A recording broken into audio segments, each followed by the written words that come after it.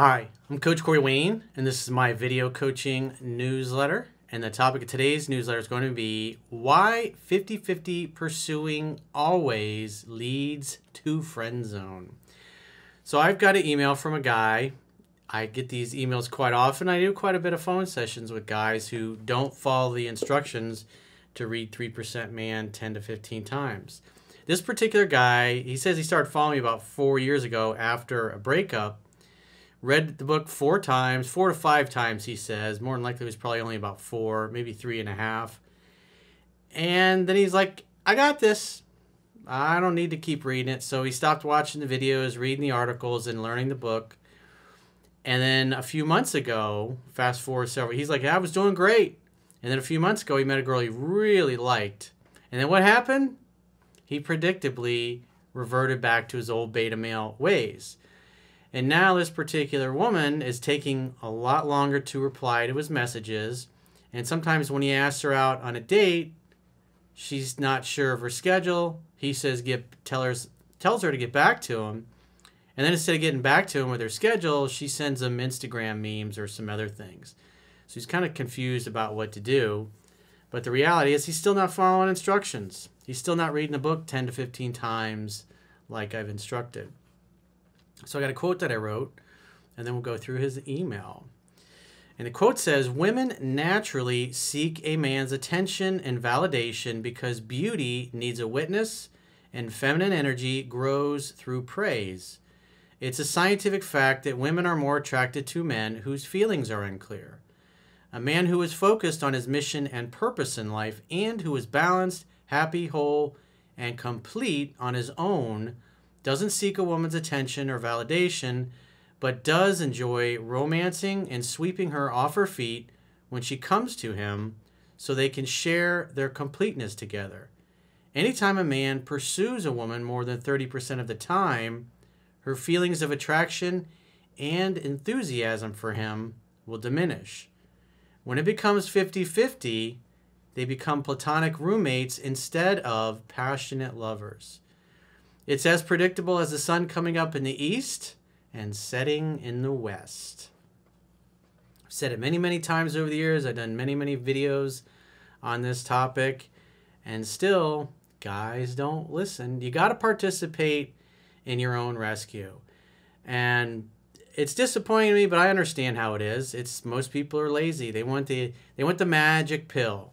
They don't want to go to the gym. They don't want to work out. They don't want to do the work on themselves. They don't want to go through the process of putting their resume together when they hate their job and looking for a new job. They complain about it and they don't do anything and they put it off tomorrow, next week. 2 years goes by, 3 years goes by. And this particular guy, he was just coasting along, and then out of the blue, a woman who really knocked his socks off walked into his life. And because it had been so long since he'd been through the book and the videos, and he didn't really take the time to learn it in the first place, he predictably fumbled the football. So let's see where he's at, what he did, and what he can do to turn things around. And I'll go through and point out, obviously, why her interest is dropping. So he says, hey, Coach, first I want to briefly thank you. I first discovered your material about 4 years ago when I was going through a breakup. He says, shocker, I know. I didn't get the ex back, but it helped me to move on and recenter myself as a man. Your book opened my eyes on subtle mistakes and feminine needy behavior I started exhibiting. And part of the reason why you keep applying it is because you want to undo the bad habits. And as Master Yoda said, you want to unlearn what you have learned. He says, after getting your book and reading it 4 to 5 times, I started seeing amazing progress. Not just with my results when it comes to dating, but also how my mindset started to change. And he puts in big letters, unfortunately, I fell into the trap of, I think I got it figured out. And I stopped immersing myself in your material. Everything was rosy for a long time until a few weeks ago. I know, another shocker. People don't listen. What are you going to do? As a coach, you just continue to teach the fundamentals. And the high achievers will listen and they'll follow instructions and get amazing results. And the best success stories are always the guys that read the book 10 to 15 times and follow it religiously. They highlight the book, they listen to the audiobook. They really become serious students. But there's no shortcuts to success. And this is why so many people, or the majority of the people in our world, are just mediocre, because they're not willing to grind and put the time in to get the results they want. He says, I met this girl, completely blew me away. We ended up having sex in the first date and pretty much every time we met after that. She was doing most of the contact initiating, and I was just enjoying my time with her. So why do women do that? Why, when a woman really likes you, they're going to do most of the contact initiating. It doesn't start out that way, but that's why, as I talk about in 3% Man, you just set about one date a week, because you're taking measured steps. You're going really slow, slightly slower than she does. Because you got to remember, in our society, what you see in the movies and TVs is you got to basically be a stalker and chase the girl and win her over. And that's cute in the movies, and the geeky nerds that never got laid in high school that are writing these scripts still don't understand women. And so they write these fantasies that are just delusional and not based upon reality. And when you see this as a child and you grow up throughout your life and you just keep seeing the same theme over and over and over again, you can't help but become programmed by that. It's whether you realize it or not, it's propaganda. And you're being propagandized by goofballs that don't know anything about women by watching these movies and these TV shows with these dysfunctional ways of showing up. And like I said in the quote, feminine energy grows through praise. And it's a scientific fact that women are more attracted to men whose feelings are unclear. And women also will seek a man's attention and validation. That's why they put so much time into their nails and their hair and their looks and picking out, trying on 20 different outfits before they go out. They want to be noticed. Beauty needs a witness. That's something that Zan Pirin said, which I think is a great statement because it's true. And so a woman seeks a man's attention and validation when she likes him and is highly attracted to him. When women are in love, they want your attention all the time. And so as a woman starts to fall in love, she wants more of your attention and your time. And that's why she doesn't want to wait till next week if you just had a date last night or a few nights ago to hear from you or see you again. She calls you or texts you about some innocuous thing just to give you the opportunity to make it easy for you to create another get-together, another opportunity for sex to happen. They reach out to you and you're like, oh, hey, babe, it's really awesome to hear your voice again. I can't wait to see you. When are you available? You invite her out on a date, you romance her, you sweep her off her feet. Women are designed to seek a man's attention and validation. And I'm sure in this post, there'll be a lot of women complaining about it's supposed to be 50-50. Well, when it's 50-50, when you actually sit down and talk to a room full of those kinds of women, and then you find out, you ask them questions specifically about the guys they were really super into, none of them pursued them 50-50. That's just reality. He said, we both knew that there was sort of a deadline on our relationship as I was about to move to a different city in 1.5 months. Yeah, so you're going to have the perfect non-hungry state because you're like, hey, I'm leaving anyways. Looking back at it, it really helped us both to stay fully present and not worry about where this might go.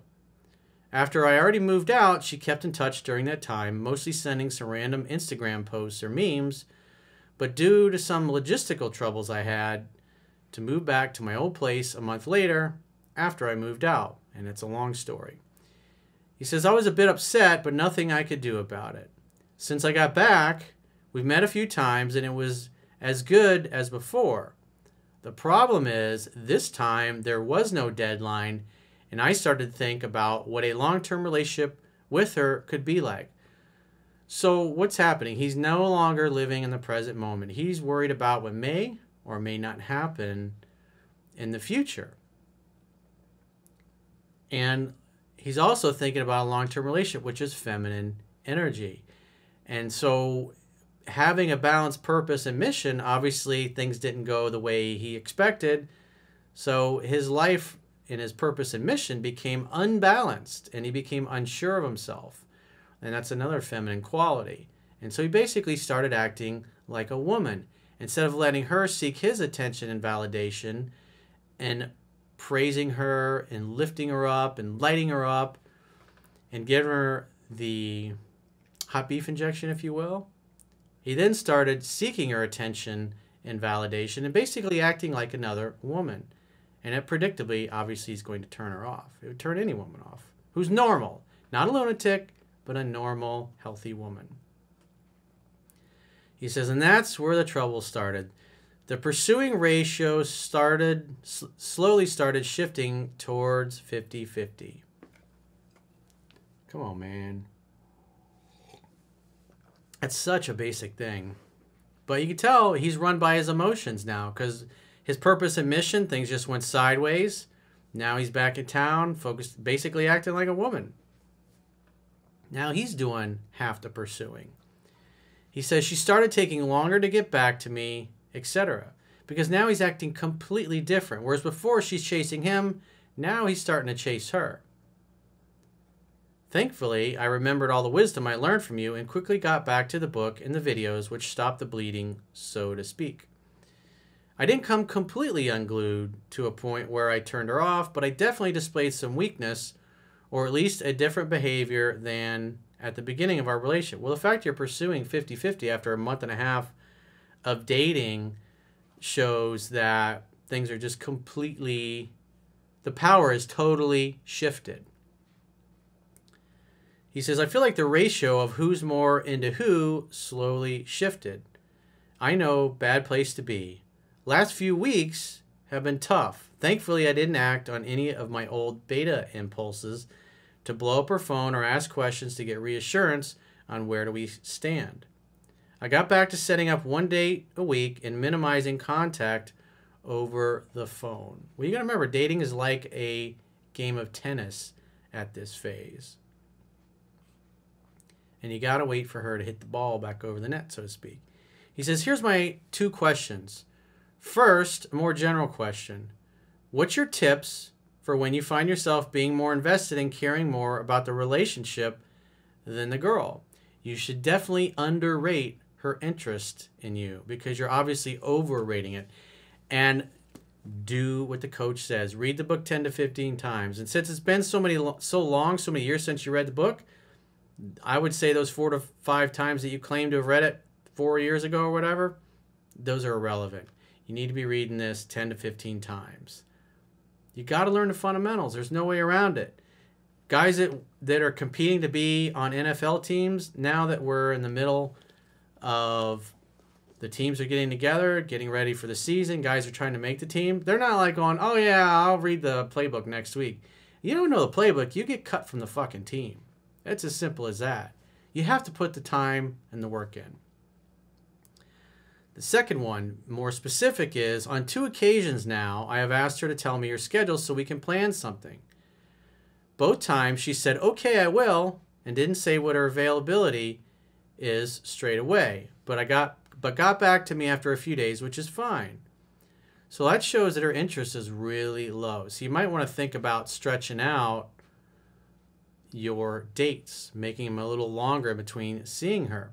He says, what I find a bit troubling is that in between me asking her schedule and her saying when she's free, she keeps contacting me, mostly sharing some Instagram posts or memes. How would you handle this situation? So if she's sending you an Instagram meme, a nice way to just kind of end the conversation so it doesn't really go anywhere is just to like it. Put a little heart on it. Acknowledge it, but put a heart on it. Instead of writing text back, just like the meme. And then don't bring up anything about the date because she should be texting you back with enthusiasm about when her schedule is. So it just shows that your 50-50 pursuing has caused her to go from having high interest in you to kind of being, maybe there's some other guys in the picture. That's probably happening. I would assume it's happening because you never got to the point where you were exclusive because you didn't follow instructions. And that's on you. Am I going wrong about setting up the date, or should I just slightly acknowledge the messages she sends to me but not getting into any texting exchange before she tells me when she's free. Well, if she's sending you an Instagram meme, I would just put a heart on it, and that's it. And wait for her to text you. But she's probably not going to say, hey, my availability is this. She'll probably go, hey, what are you doing? Hey, what are you up to? And be like, hey, great to hear from you. What's your schedule like? Or did you figure out your schedule? Question. Just get right to the point. Don't send 3 or 4 texts back and forth. Just get right to the point. And if I were you, I would let her do almost 100% of the calling, texting, and pursuing at this point. Because you need to kind of match and mirror her behavior. Because if you look at her actions, she's not really making it easy to spend time with her like she was before when she was pursuing you. And so that's indicative of her interest dropping. And I wrote about this. One of the women that really I learned a lot and honed my skills on. It took 1.5 years to really get the too much pursuing versus not enough pursuing and finding the sweet spot. And that's kind of where you're at with this girl. That's why things are kind of vacillating, because the reality is you're still pursuing her too much. So I would just, like I said, I'd back off, wait to hear from her, make a date when you do. But also I'd be following what's in 7 Principles, Get an X Back. Because say she does text you and go, hey, and you say, hey, what'd you figure out in your schedule? Oh, I'm not sure yet, but I just want to see how you were doing. I would say, hey, I'm doing great. Can't talk right now, but let me know when you figure out your schedule. And then leave it at that. And then say a couple days or 4 or 5 days later, she's like, hey, what are you doing? Say, I'm doing great. What'd you figure out in your schedule? And she goes, oh, I'm not sure, but I just want to see how you are. Something along those lines. Then you go, hey, no problem. Just get back to me when you figure it out. And from that point forward, you're not going to bring up getting together unless she brings it up first. So there's probably a good chance that that might happen, because if a woman's really excited to see you and you ask her when she's available, she's going to tell you. But if she's not that into it, she's just going to say, oh, I don't know my schedule. Because when women do that, what they're really trying to do is see if you're still on the hook, see if you're still interested, because it sounds like you're probably in backup. You're one of her backup guys now, and she may be spending more time with somebody that's acting more masculine. So if you've got a question or a challenge you'd like to get my help with, go to understandingrelationships.com, click the products tab at the top of your screen, and book a coaching session with yours truly. Until next time, I will talk to you soon.